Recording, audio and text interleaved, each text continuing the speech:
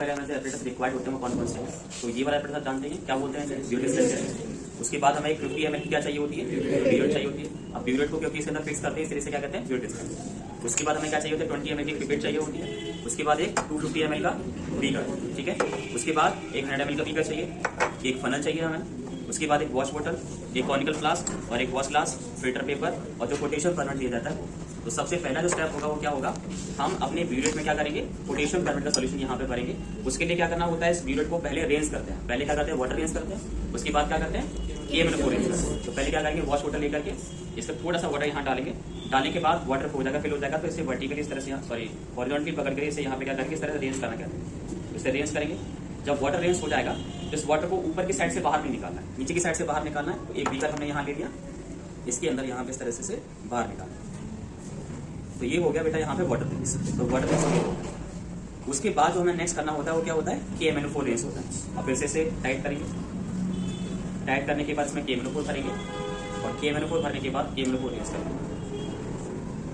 KMnO4 डाल दे बेटा। KMnO4 के बाद क्या करेंगे, यहाँ पे टोल लगाते हुए इसे अच्छे से रेंज करेंगे। क्योंकि जो कंसंट्रेशन है या मोलेरिटी जो है वो एक एक पार्टिकल पे डिपेंड है। सो दैट यहाँ ध्यान रखना है कि एक भी पार्टिकल कंसंट्रेशन या स्ट्रेंथ को चेंज ना कर पाए। ये रेंज हो गया। अब जो एक्स्ट्रा वाला जो भी होगा वो यहाँ बीकर में निकालेंगे। जब भी हमें एक्स्ट्रा चाहिए होगा उसे बाहर निकालेंगे बीकर में।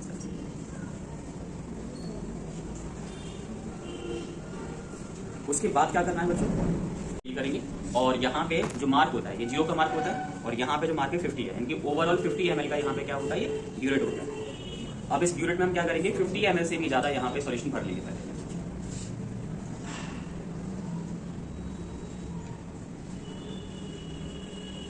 सारी चीजें बहुत आसानी से होती हैं, जल्दीबाजी नहीं करनी है। तो हमने बेटा थोड़ा सा 0 से ऊपर कर दिया। देखिए ये वाला 0 वाला मार्क है, तो 0 के मार्क से थोड़ा सा हमने कैसा किया, ऊपर कर दिया। अब क्या करेंगे, पहले हम क्या करेंगे, इस ब्यूरेट को यहाँ पे वर्टिकली यहाँ पे क्लैंपिंग करेंगे। इसको यहाँ प्रेस करके वर्टिकली क्लैंपिंग कर दिया। रीडिंग वाला जो पार्ट है उसे अपनी तरफ रखना है, ठीक है। तो अब हम क्या करेंगे, रीडिंग का पार्ट की तरफ रखते हुए हम यहाँ पे जो एक्स्ट्रा जो 0 से जो जितना भी एक्स्ट्रा KMnO4 है उसको यहाँ पे बाहर निकालेंगे। और बाहर निकालने के लिए मेन चीज और ध्यान रखनी चाहिए कि जो 0 ml है वो यहाँ से मीजर नहीं होता। जब तक ये वाला जो पार्ट है, ये इसके जो निप पार्ट है, नेक पार्ट जो है, ये KMnO4 यहाँ तक नहीं होगा पूरा, तब तक हम इसे यहाँ मीजर नहीं करेंगे। तो हम क्या करेंगे, थोड़ा सा लॉस करेंगे। इसे नोजल को लूज किया, ऊपर वाले लेवल को, वाटर लेवल को नीचे आ रहा है और हम ऊपर देखेंगे। नीचे से हमें कोई नहीं, नीचे तो हमें दिख रहा है, बाकी ऊपर को देखेंगे तो KMnO4 का जो अपर मेनिस्कस है वो 0 लेवल तक आ जाना चाहिए। अब देखिए ये करेक्ट प्रोसेस होता है। यहाँ भी KMnO4 फिल है और यहाँ 0 तक फिल है। अब क्या करेंगे, ये पहला पार्ट हमारा क्लियर हो गया। सेकंड पार्ट में हम लोग क्या करेंगे, ऑक्सैलिक एसिड का सॉल्यूशन बनाएंगे, ठीक है। ऑक्सैलिक एसिड का सॉल्यूशन बनाएंगे तो सबसे पहले क्या करते हैं, वॉश ग्लास को कहाँ रखेंगे, वेइंग मशीन रखेंगे। और उसके बाद कभी कभी जब आप वे करते हैं तो बहुत सारे बच्चों के साथ दिक्कत होती है। यहाँ पे देखते हैं तो ये जो ग्राम वाला जो पार्ट होता है, ग्राम, यहाँ ग्राम लिखा होना चाहिए, 0.00 का ग्राम लिखा होना चाहिए। कभी कभी और भी आ जाते हैं, सेंटीमीटर क्यूब आ जाता है, कुछ आ जाता है। तो पहले आप ग्राम पे करेंगे। उसके बाद अगर यहाँ वेट 0 से ज्यादा आ रहा है तो यहाँ पे टेयर का जो की है ये प्रेस करके उसे पहले 0 कर लेंगे। W और B जिसे हम वेट ऑफ ऑक्सैलिक एसिड कैसे कहते हैं वो तो आपने पहले से ही आपने कैलकुलेट करके रखा होगा। अगर हमें M/20 का बनाना है ऑक्सैलिक एसिड तो हमने फाइंड आउट किया था ना, कितना किया था, W भी निकल गया, 0.63 निकल गया था। तो 0.63 यहाँ पे वे करेंगे, 0.63, 0.57, 0.76 हो गया। हमें एग्जैक्टली वेट करना हो, जितना आप करेक्ट वे कर सकते हैं उतना कोशिश कीजिए करने की। 0.74, 0.76, 0.64,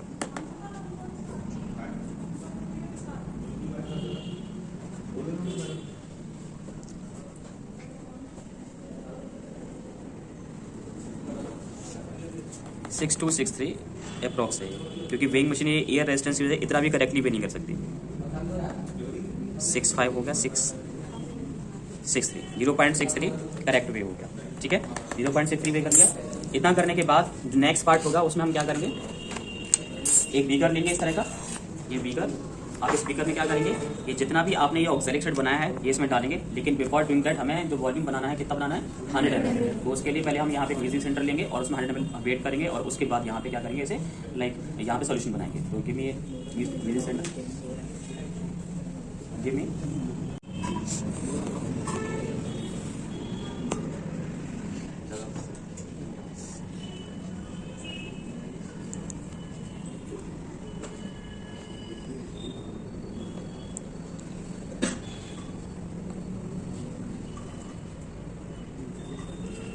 ये एवरेज है।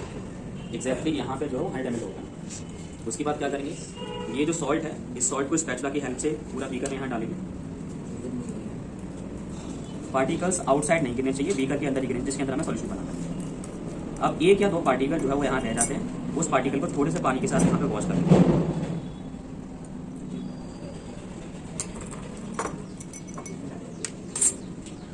ग्लास रॉड पूरा पानी एक बार आपको 100 ml नहीं देना है। आपको क्या करना है, पहले ग्लास रॉड की हेल्प से स्टायर करते हो, पहले से सॉल्यूशन क्या करना है, होमोजेनियस करना है।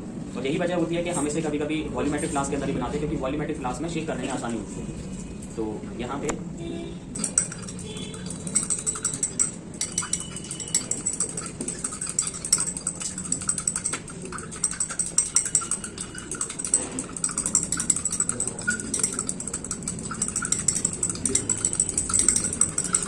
अभी थोड़ा सा रहेगा डिजॉल्व करना। सारे पार्टिकल जब तक डिजॉल्व नहीं होंगे तब तक रीडिंग करेक्टली नहीं आएगी, इसलिए थोड़ा सा यहाँ वेट करना पड़े, कोई प्रॉब्लम नहीं है। ये स्टाइल अप करना वॉल्यूमेट्रिक फ्लास्क के अंदर बहुत आसान होता है, क्योंकि वॉल्यूमेट्रिक फ्लास्क के अंदर कैप लगी होती है और उसको अच्छे से हम शेक कर सकते हैं। यही वजह है हर एक कोई एफर्ट जो बनाया गया वो अपनी यूज की वजह से बना है। यहाँ पे इतना करना पड़ता है, वहाँ नहीं, वॉल्यूमेट्रिक फ्लास्क लीजिए और उसे शेक करें। तो लगभग सारे पार्टिकल्स यहाँ पे डिजॉल्व हो गए। अब इस सॉल्यूशन को पूरा हम क्या करेंगे, 100 ml करेंगे, क्योंकि एक दो ड्रॉप दे गई थी, एक दो ड्रॉप को यहाँ पे थोड़ा सा मिला करके 100 ml। ठीक है, इतना करने के बाद अब हमें क्या करना है, कोनिकल फ्लास्क लेना है अपना, कोनिकल फ्लास्क, और कोनिकल फ्लास्क में पिपेट की हेल्प से यहाँ पे ये जो ऑक्सैलिक हेड बनाया हुआ है इसको यहाँ पे इसमें डालें, डाइल्यूट एस्टर से। तो सबसे पहले क्या करेंगे, ऑक्सैलिक लेंगे। देखो इसका सही तरीका क्या बताया था, पिपेट का ये जो नेप होता है वो कहाँ होना चाहिए, बीकर के बॉटम साइड होना चाहिए। बीकर के बॉटम साइड में से डिप करेंगे और फिर माउथ से शक करेंगे। इसका यहाँ पे एक मार्क होता है, जो मार्क जो है यहाँ पे 100 ml है। Give me another view rate. Bottom side में ले जाएंगे, बॉटम साइड में जाने के बाद ये जो मार्क यहाँ लगा हुआ है इससे थोड़ा सा ऊपर तक यहाँ से सॉल्यूशन शक करेंगे। तो लेट्स सी,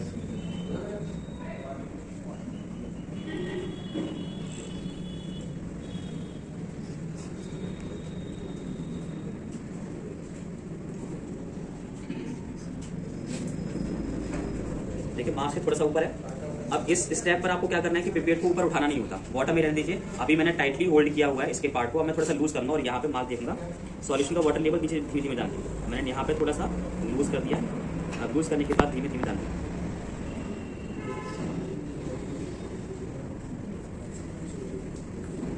थोड़ा सा नीचे, एक्चुअली मेरी फिंगर जो है वो गीली है, वेट है, अगर ड्राई होगी तो नहीं होगा। यहाँ तक हो गया। उसके बाद यहाँ से निकालने के बाद इसे कोनिकल फ्लास्क में ले जाएंगे, बॉटम में ले जाकर इसे छोड़ देंगे।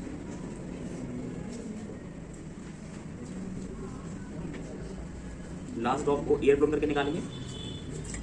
अब यहाँ पे कोनिकल फ्लास्क के अंदर यहाँ पे 20 ml ऑक्सैलिक एसिड ले लिया। अब इसे स्टायर नहीं करते इस स्टेप का, ऐसा नहीं, इसको हिलाना होता है। अब क्या करेंगे, half of the test tube यहाँ पे डाइल्यूट एस्टर सल्फर यहाँ डालेंगे। ये डाइल्यूट एस्टर सल्फर है, इसका हाफ टेस्ट ट्यूब फिल करके यहाँ पे डाल दें। Half test tube dilute ester sulphur, क्योंकि आपको पता है कि यहाँ पे जो ऑक्सीडेशन होना है इसका वो किस में होना है, एसिडिक मीडियम में होना है। तो एसिडिक देखो यहाँ पे डाइल्यूट एस्टर सल्फर इस तरह से डाला गया था कि वो कोनिकल फ्लास्क की वॉल के साथ टच नहीं हुआ, सीधे बॉटम में। अब हम यहाँ फिक्स किया। उसके बाद हम क्या करेंगे, लेफ्ट हैंड से यहाँ पे नोजल को क्या करेंगे, यूज करेंगे, और राइट हैंड से इसको यहाँ पे शेक करेंगे। तो पहले रफली आइडिया निकालना है, तो रफली के लिए मैंने क्या किया, वन टाइम में अप्रॉक्स 2 और 3 ml यहाँ पे सॉल्यूशन में यहाँ पे डालूंगा और उसके बाद फिर से शेक करूंगा। तो मैंने इसे लूज किया, 3 ml डाल दिया। उसके बाद इसको थोड़ा सा यहाँ पे स्टाइल करेंगे तो डिसअपियर हो जाएगा। फिर से 3 ml डालेंगे, स्टाइल करेंगे, डिसअपियर हो जाएगा। फिर से 3 ml डालेंगे, स्टाइल अप करेंगे, डिसअपियर हो जाएगा। फिर से 3 ml डालेंगे, स्टाइल अप करेंगे, डिसअपियर हो जाएगा। फिर से 3 ml डालेंगे, स्टाइल अप करेंगे, डिसअपियर हो जाएगा। फिर से 3 ml डालेंगे, स्टाइल अप करेंगे, डिसअपियर हो जाएगा। आप थोड़ा स्लोली करेंगे, क्योंकि हमें एक रफली आइडिया था कि हमारी रीडिंग जो आने वाली है वो अप्रॉक्स 20 नियर अबाउट है। तो हम यहाँ पे इस तरह से धीमे धीमे स्टोरी करेंगे, और जब तक परमानेंट पिंक कलर सॉल्यूशन नहीं आ जाएगा तब तक इसे स्टाइल अप करते रहें।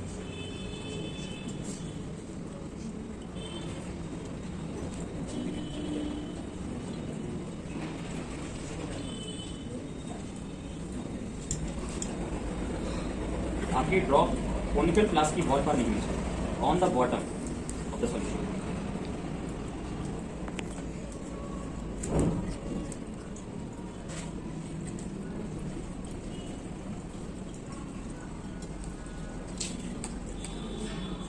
तो हमारी जो परमानेंट पिंक कलर सॉल्यूशन जो आया है वो 21.5 समथिंग 54 मान लो, 21.4 मान लो। तो 20 के आसपास आने की एक रफली आइडिया था, 20 के बाद धीरे धीरे जो भी रीडिंग है वही आपका टाइट्रेशन है, वो तो सिर्फ हमारे रफली आइडिया था। अब ये जो 20 के थोड़ा सा आगे पीछे रीडिंग हो जाती है, क्योंकि आपको पता है कि आपने यहाँ पे H2SO4 भी डाला था, हो सकता है कि हमारा जो MnO4 है उसमें कोई कंसंट्रेशन चेंज रहा हो, तो जो भी एग्जैक्टली यहाँ पे रीडिंग निकली है वही आपको फाइनल रीडिंग के तौर पर लेके चलना है। तो अभी 21.4 है, ये एक रफली रीडिंग है, हम एक बार रीडिंग यहाँ पे और चेक करेंगे और फिर देखते हैं कि सेम रीडिंग आती है कि नहीं। ठीक है, इस एक्स्ट्रा वाले को हम यहाँ पे बाहर निकाल देंगे। बाहर निकालने के बाद सेम प्रोसीजर होगा, क्या करेंगे, ऑक्सैलिक सॉल्यूशन लेंगे, इसे हम शक करेंगे 20 ml,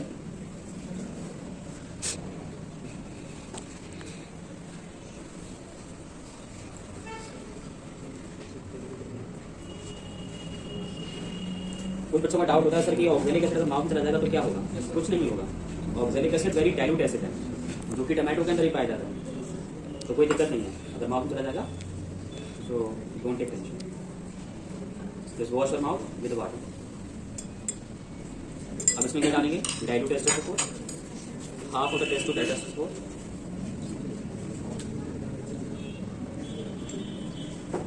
बॉल पे नहीं करना चाहिए ना, नहीं करना चाहिए, यहाँ ले जाकर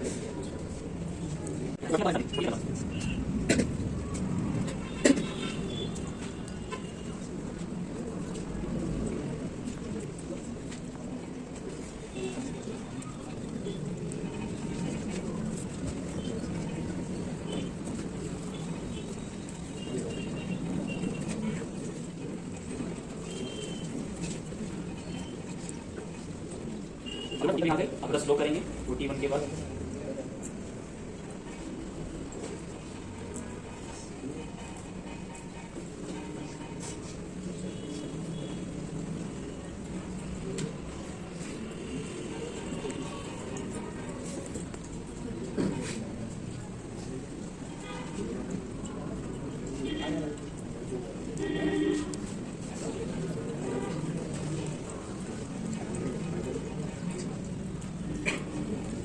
सर इनिशियल रीडिंग बार-बार 0 लेकर